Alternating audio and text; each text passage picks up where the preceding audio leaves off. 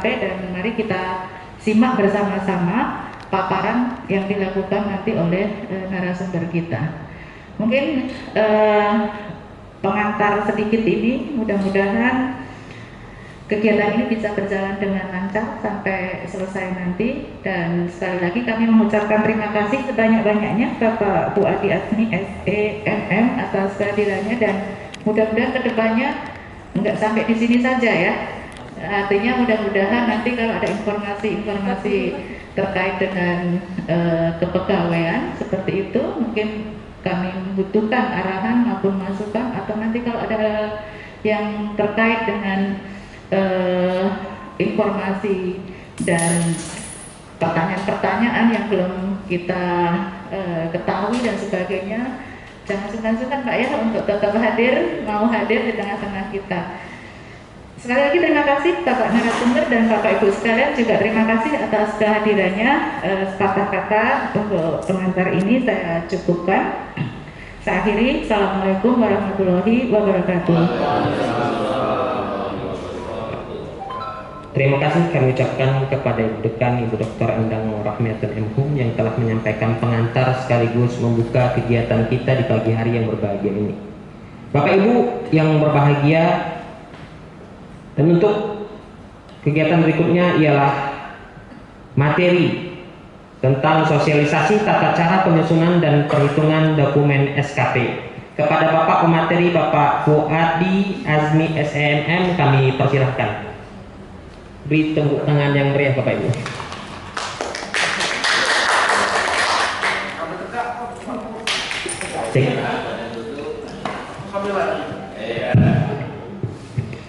Bismillahirrahmanirrahim. Assalamualaikum warahmatullahi wabarakatuh.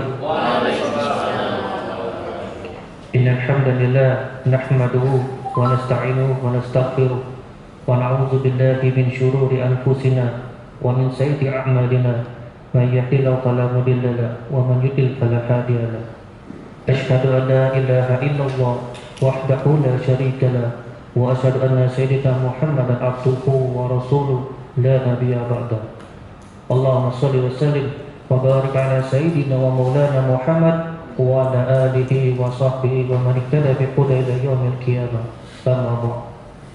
Yang kami hormati Ibu Dekan Fakultas Adab dan Humaniora, yang kami hormati Wakil Dekan 1, Wakil Dekan 2, dan Wakil Dekan 3 Fakultas Adab dan Humaniora, yang kami hormati juga Kabak TU Fakultas Adab dan Humaniora, Kaprodi, Sekprodi, dan sahabat-sahabatku yang saya cintai. Alhamdulillah, puji dan syukur kita panjat kehadirat Allah Subhanahu wa Ta'ala yang telah diberikan rahmat, hidayah dan inayahnya sehingga kita dapat berkumpul dalam ruangan ini dalam rangka menimba ilmu pengetahuan, yaitu sasaran kinerja pegawai. Salawat dan salam kita sampaikan kepada junjungan kita, suri tauladan kita, Nabi Muhammad sallallahu alaihi wasallam, keluarga, sahabat beserta para pengikutnya hingga akhir zaman. Bapak Ibu yang kami hormati, sahabat-sahabat yang saya cintai, berdasarkan surat dari Badan Kepegawaian Negara yang diterbitkan di Januari 2022 ini, bahwa untuk kenaikan pangkat, pencantuman gelar yang prosesnya ada di BKN menggunakan SKP yang terbaru, yaitu SKP format terbaru di tahun 2021. Jadi naik pangkat di bulan April ini diwajibkan menggunakan SKP yang terbaru. Pun yang tidak naik pangkat atau pencantuman gelar menggunakan SKP dengan format terbaru. Tetapi BKN memberikan toleransi ada dua format SKP di tahun 2021, khusus tahun 2021, yaitu dari bulan Januari sampai dengan Juni atau kita sebut Jan-Jun 2021, kita menggunakan format yang lama. Bulan Juli Desember tahun 2021 kita sebut Juldes, yaitu menggunakan format terbaru. Jadi Jan-Jun format lama, Juldes format terbaru. Itu SKP untuk tahun 2021. Nanti tahun 2022 dan yang akan datang menggunakan format yang terbaru full, Januari sampai dengan Desember. Untuk tahun 2022 sampai dengan selanjutnya SKP tahun 2021. Khusus tahun 2021, Janjut menggunakan format lama, Juldes menggunakan format baru. Nah, ini kita mulai dari Janjun dengan format yang lama, Janjut Januari Juni tahun 2021. Ini seperti format biasa, ada formulir sasaran kerja dengan pengukuran. Jadi kalau untuk Janjun hanya 2 lembar yang di-print, yaitu SKP, formulir sasaran SKP dengan pengukuran. Start sampai di sini Januari sampai dengan 30 Juli 2021 untuk Janjun. Yang nanti akan diambil nilainya ini di pengukuran, tidak sampai dengan penilaian perilaku, tidak sampai ke sini ya. Nah, ini ada penilaian perilaku, tidak sampai ke sini, tetapi hanya sampai di pengukuran nilai capaian SKP khusus untuk Janjun, hanya sampai di sini. Jadi ada 2 lembar, 1 SKP, formulir SKP, 2 pengukuran. Nanti nilai ini yang kita ambil di print 2 lembar untuk format yang lama. Mungkin tidak perlu dijelaskan lagi karena ini format lama, sudah paham kita ya. Sampai di sini ada pertanyaan? Saya kira sudah paham untuk format lama ya. Kita beralih ke format yang terbaru. Ini format terbaru, kita sebut dengan Juldes, Juli Desember tahun 2021. Format yang terbaru. Kalau untuk fungsional ada 8 lembar yang akan di-print. 1. Rencana SKP. 2. Lampiran SKP angka kredit. 3. Review rencana SKP. 4. Penetapan SKP. 5. Penilaian SKP. 6. Penilaian perilaku. 7. Penilaian kinerja.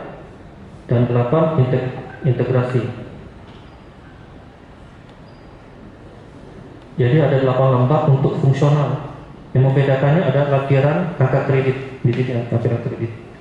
Kalau yang non fungsional atau tendik atau pegawai, dia hanya 7 lembar.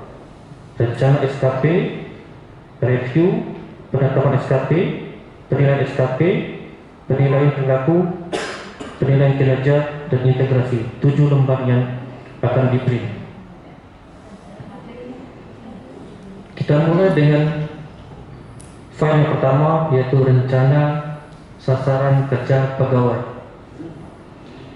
Jadi karena ini terintegrasi dengan Janjun, ada 2, 1 kinerja utama, 2 kinerja tambahan. Kinerja utama ini adalah kinerja utama kita. Contoh, kita sebagai dosen, ini dimasukkan sebagai dosen, kinerja utama.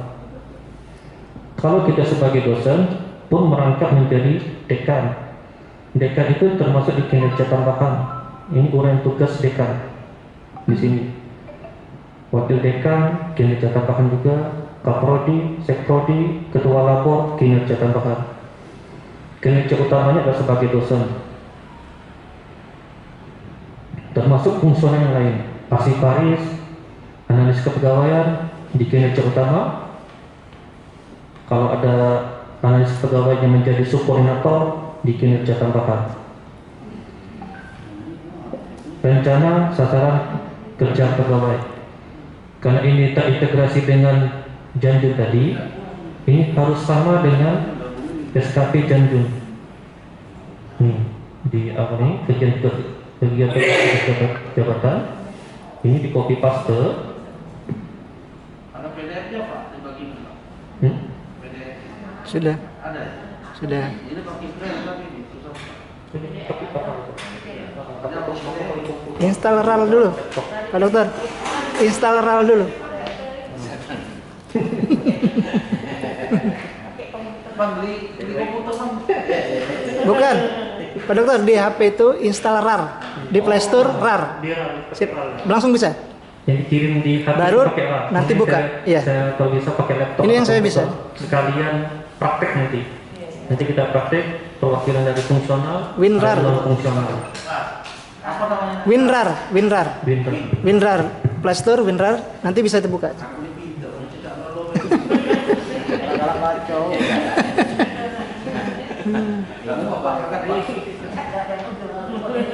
Jadi SKP formatter yang janjun tadi di copy paste dimasukkan di sini.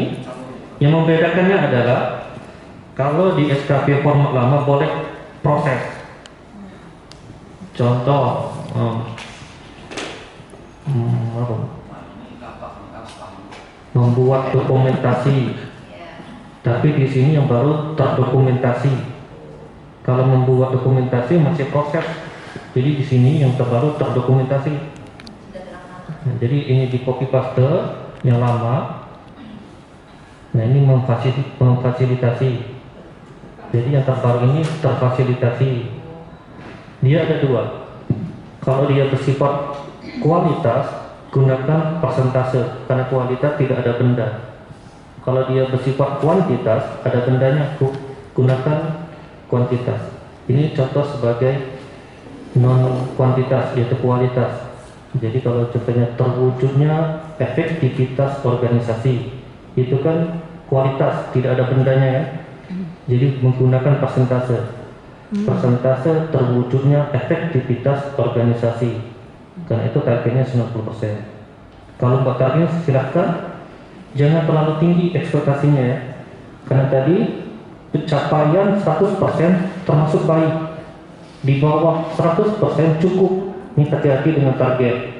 Beda dengan SKP yang lama, 99% sudah baik. Tapi kalau sini 100% baru baik. Jadi kita diharapkan SKP terbaru lebih dari target. Jadi jangan terlalu besar targetnya. Ini contoh yang sudah ada kuantitas. Contohnya terdokumentasinya surat masuk. Apa indikator kinerja individunya, IKI-nya? Yaitu dokumen surat masuk. Ini kita buat. Kalau contohnya 1 bulan itu 1 dokumen, ini 12 bulan 12 dokumen. Jadi ada dua kriteria. Pertama kualitas, gunakanlah persentase. Kalau dia bersifat kuantitas, yang ada kuantitas ada bendanya, gunakanlah satuan unitnya. Boleh dokumen, laporan, RPP, bahan ajar, itu boleh. Sampai di rencana SKP ada pertanyaan? Tidak. Tanya dulu Pak terkait dengan target atau sasarannya, target di tahun umpamanya kita punya target untuk 1 tahun ini dalam SKP yang belum tentu kita capai Pak ya. Jadi Bapak tadi mesti dimuat untuk permen yang baru harus lebih mencapai, kalau yang lama kan 90% cukup ya. Ini mau tidak mau harus dituntut 100%. Berarti ada indikasi kita memperkecil target Pak ya.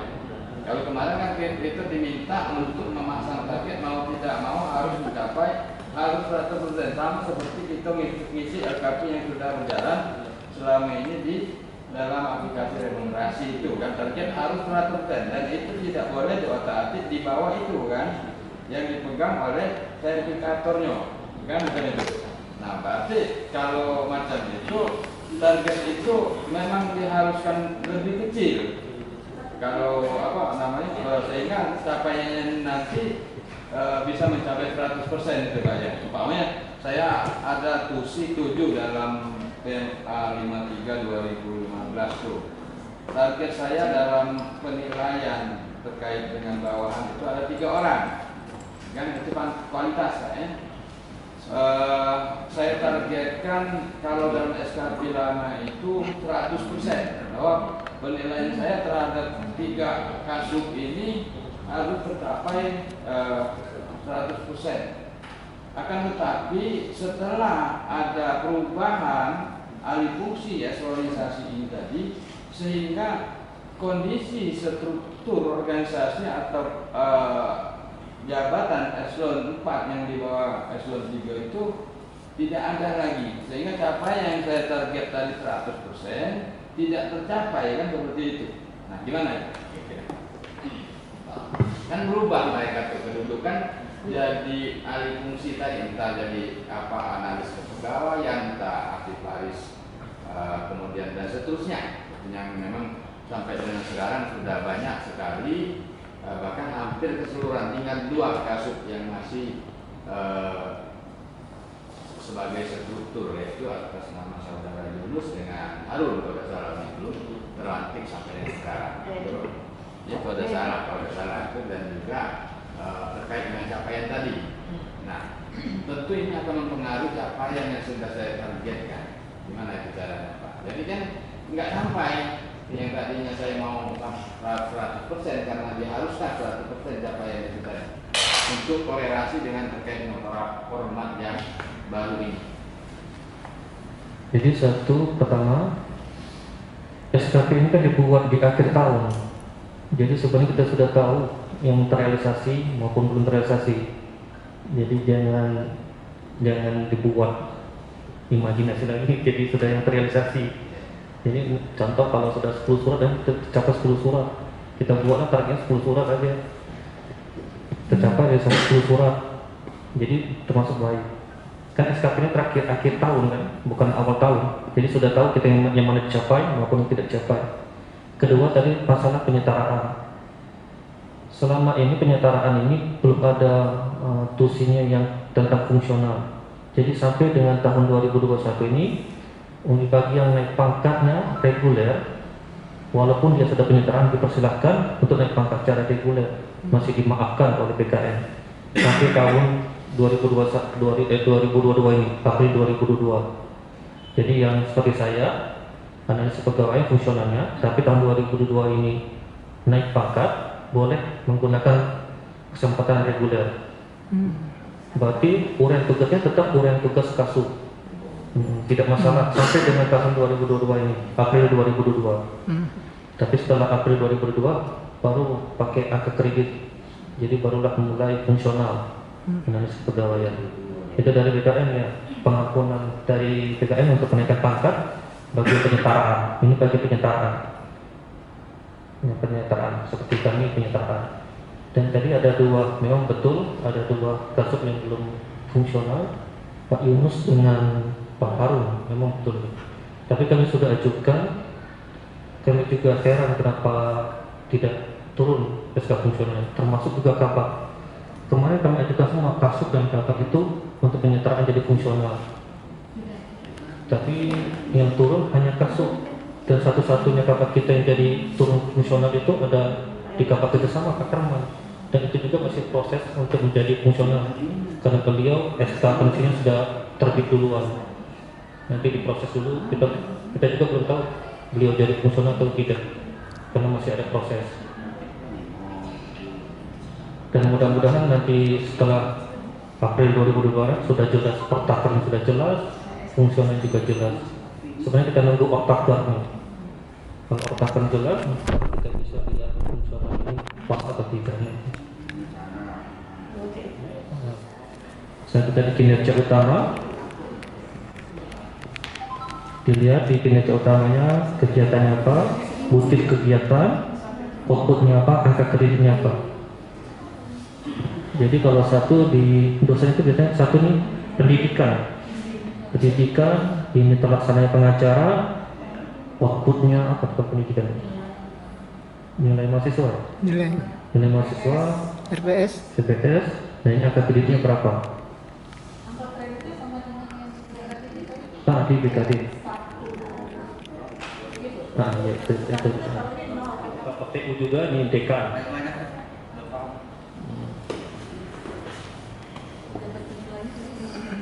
Ya, dosen dekan, KPU dekan.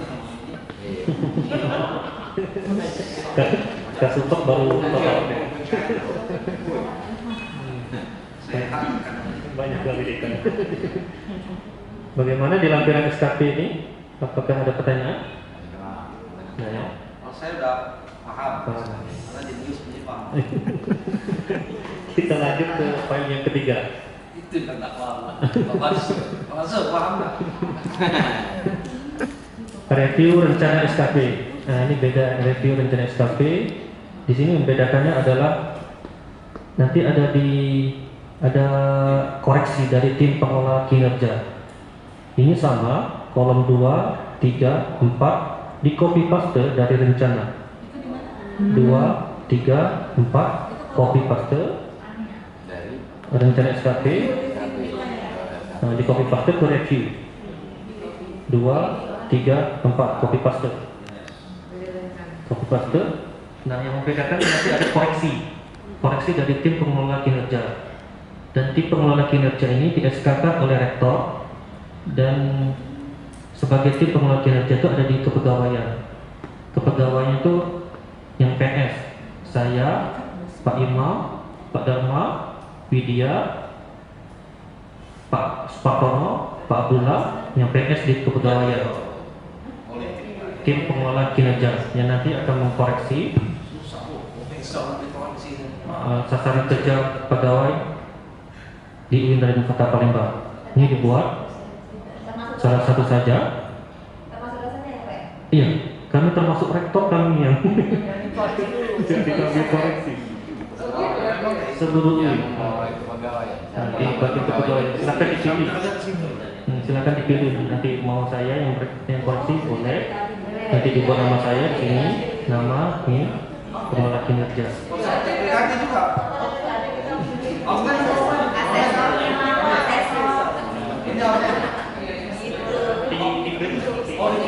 Dikoreksi.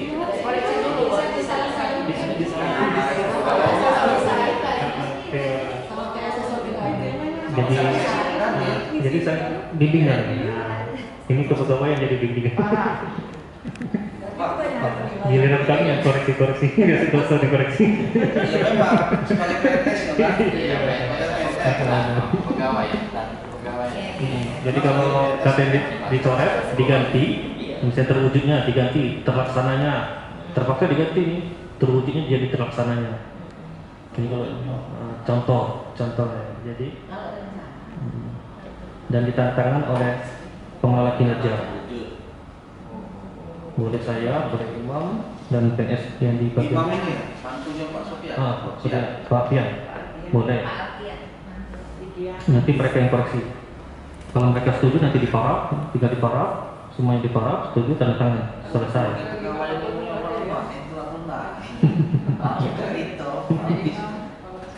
Ini dapat seuin ini koreksi.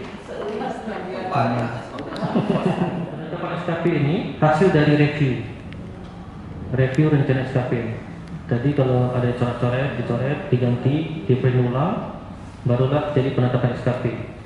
Penetapan SKP ini adalah copy paste tadi, 2, 3, 4 di copy paste, di review tadi, hasil review tadi, lalu di copy paste ke penetapan SKP 2, 3, 4, barulah ditandatangan. Kalau dosen ini tanda tangan dekan, dan ini dosen yang bersangkutan. Masih dekat juga kan begini. Masih balik dekan, banyak tanda tangan dekan. Coba balik lagi dekat. Dekan. Temennya dekat. Jadi rencana, lampiran, review, penetapan ini sama, 2, 3, 4 di copy paste saja. Kalau dosen itu 8 lembar, kalau non dosen 7 lembar. Yang bedakan cuma lampiran. 8 lembar.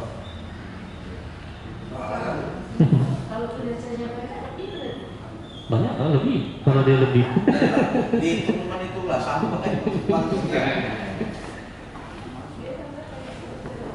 Barulah kita sampai ke poin selanjutnya, ke penilaian SKP. Nah, ini penilaian SKP ini berbeda dengan SKP lama. Kalau SKP lama 99% itu sudah termasuk sangat baik, ya kan? Kalau SKP baru dia harus 100% baru kategori baik. Jadi terwujudnya efektivitas, persentasenya efektivitas, targetnya 90%, realisasinya 90%, baru capai IKI-nya 100%, kategorinya baik. Kita lihat di table. Nih, ini kategori capaian IKI. Ini kategori capaian IKI. IKI ini indikator kinerja individu, bukan OPOIKI. Indikator kinerja individu, OPOIKI. Jadi kalau dia 80% sampai dia 90% cukup. Cukup baru. Nih, cukup ini bedakan dengan SKP format yang lama. Kalau cukup, tidak bisa naik pangkat, tidak bisa naik catatan gelar, tidak bisa izin belajar, tidak bisa tugas belajar kalau dia cukup. Jadi 90% itu masih cukup. Tapi jangan ditanya ini, kenapa harus 100% sampai 110% yang mentok? Ini sudah format dari BKN. Tidak usah kita bongkar lagi kenapa harus 100%, 110%. Ini sudah dari format BKN. Kenapa harus 110? Tidak usah dibongkar-bongkar lagi gitu.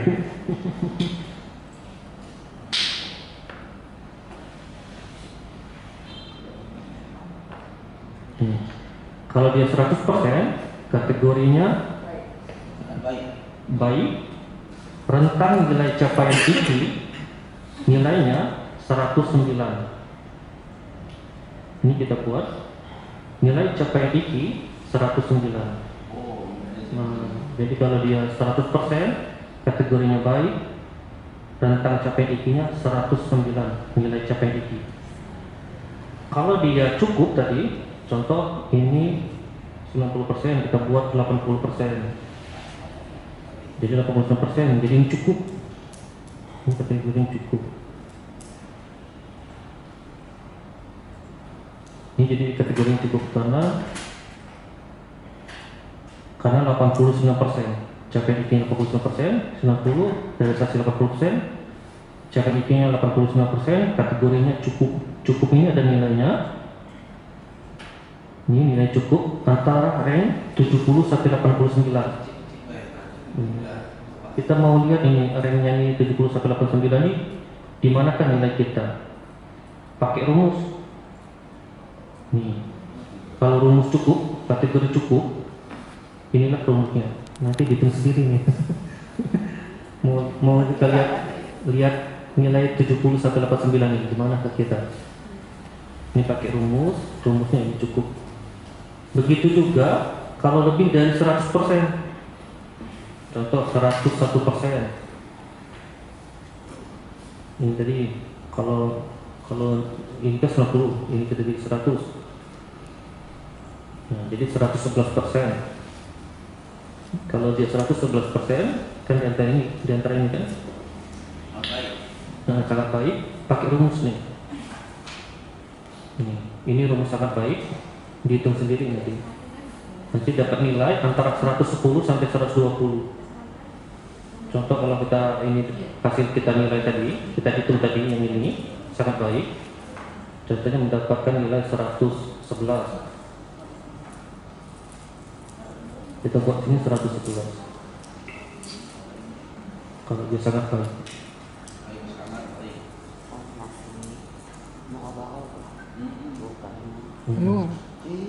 Ini contoh. Kalau dia lebih dari target, sangat baik. Capaian IKI tadi kita hitung, nilai capaian juga kita sudah hitung. Jadi kalau di sini dibuatlah baik atau sangat baik, jangan cukup. Cukup nanti beresiko. Beresikonya tidak bisa naik pangkat, tidak bisa pencatutan gelar, tidak bisa izin belajar, tugas belajar yang menggunakan SKP. Jadi lebih baik kategori baik dan sangat baik. Ini saya anjurkan. Yang di sini.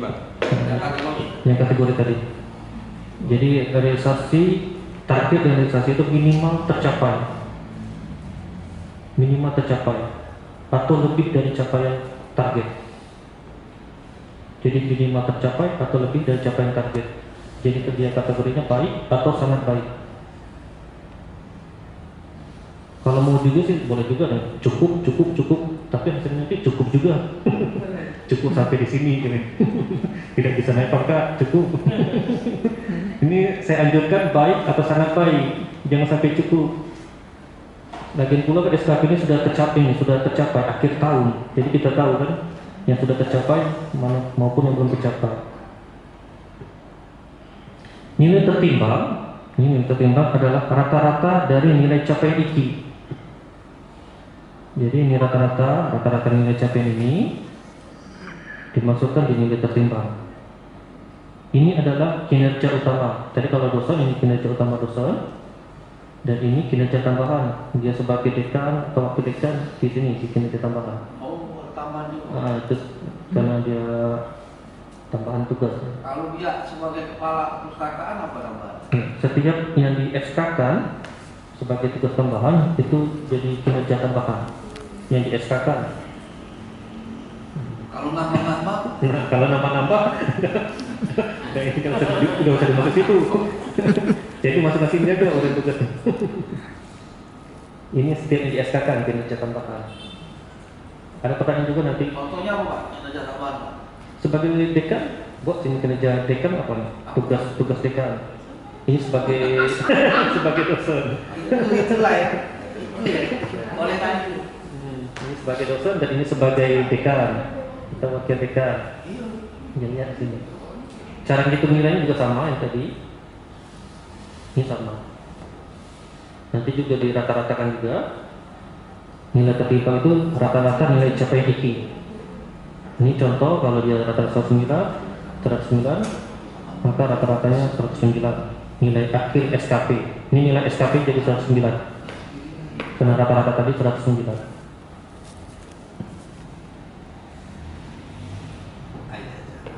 Lalu ditandatangan oleh pejabat penilai kinerja. Kalau yang dosen dia dekan, tandatangan dekan seluruh dosen. Bagaimana penilai SKP? Adakah pertanyaan? Apakah penilaian ini tidak Penilaian perilaku ini sebenarnya dinilai oleh pejabat penilai kinerja. Jadi kalau dia dosen, ini dosen yang menilai itu dekan. Ini tanda dekan. Jadi yang ngisi nilai ini sebenarnya dekan, pejabat penilai kinerja. Dan ini pun ada rumusnya. Nih, perilaku kerja PNS. Ada rumusnya.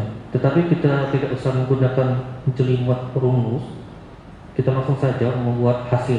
Nanti hasilnya juga ada rentang antara 90 sampai dengan 109.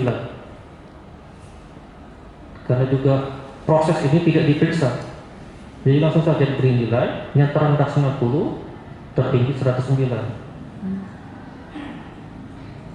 Nih, diisi terendah 90, tertinggi 109 oleh penilai kinerja. Ini sesuai prosedur. Tapi kalau dekan nak ngitung-ngitung lagi, pusing lah dekan. Banyak yang enggak. Kami isi lah nanti tinggal dekan 7.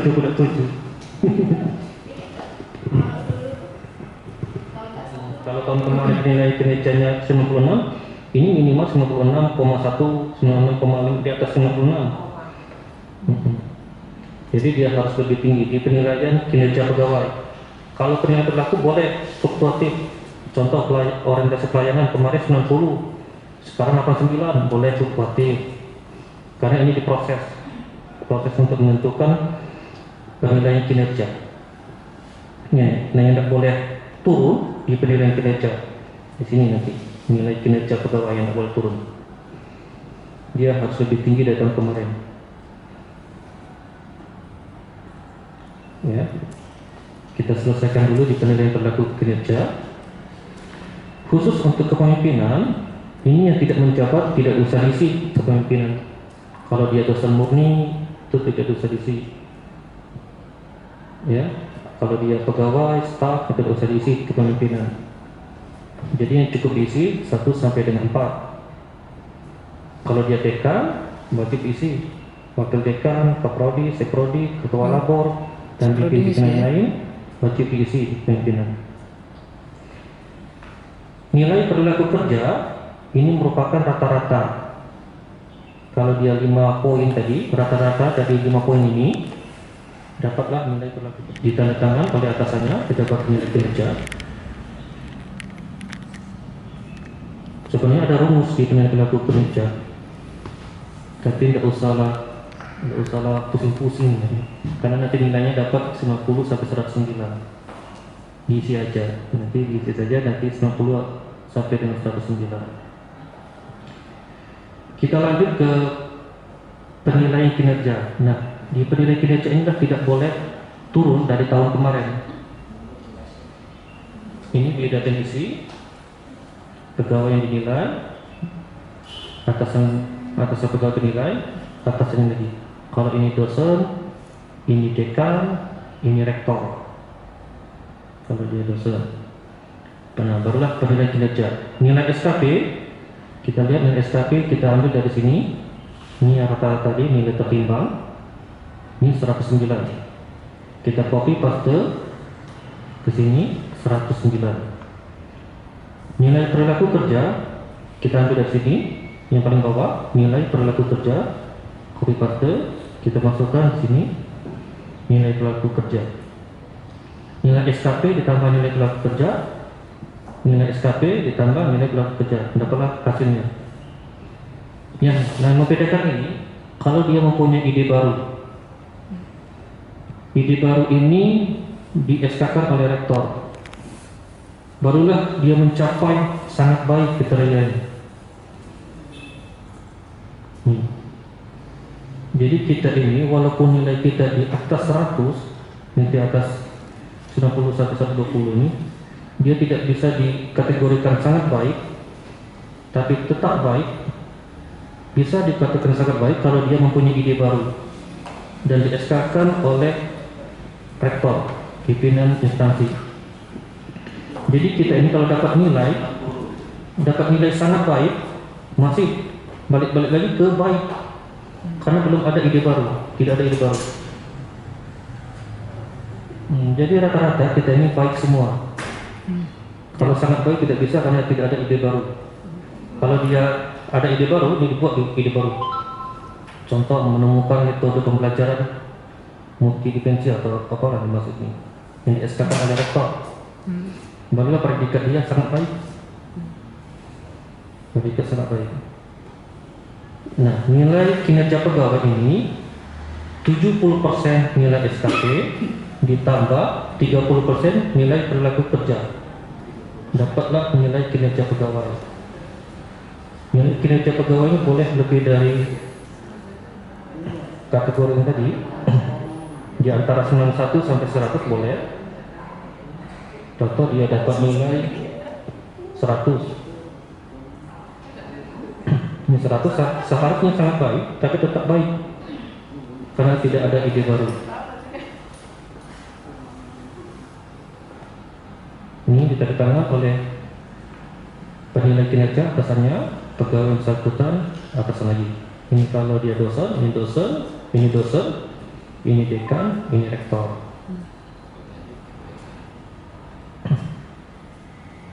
Sampai di sini ada pertanyaan? Dari ini diambil dari SKP formal lama. Kita ambil dari SKP formal lama, hanya nilai satu pengukuran, tidak sampai ke penilaian kinerja, penilaian perilaku. Ini kita posisi satu, seharusnya sangat baik, 92,71 tadi. 92,71 seharusnya sangat baik. Tetapi karena dia tidak ada ide baru, dia masih baik, walaupun nilainya sudah sampai ke sangat baik. Ini diisi nilai baik.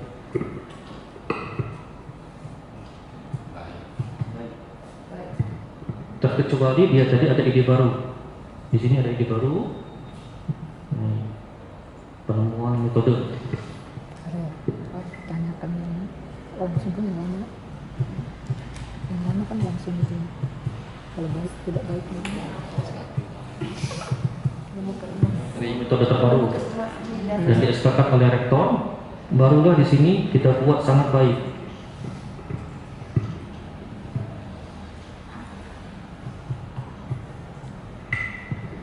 Ini baru sangat baik. Kalau tidak ada ide baru di sini, tidak boleh dibuat sangat baik, maka dibuat baik saja. Ada kategorinya enggak? Saya juga bertanya di DKN, ada kategorinya? Tidak ada kok. Yang penting di SK-kan oleh pimpinan tertinggi. diceritakan oleh rektor. Kalau misalnya menciptakan lagu gitu. Tapi yang terbaru ya, jangan yang lama dibaru-barukan. Nah, itu yang terbaru, ide baru namanya. Jangan yang lama dibaru-barukan, renovasi itu namanya. Jadi ide baru sebetulnya.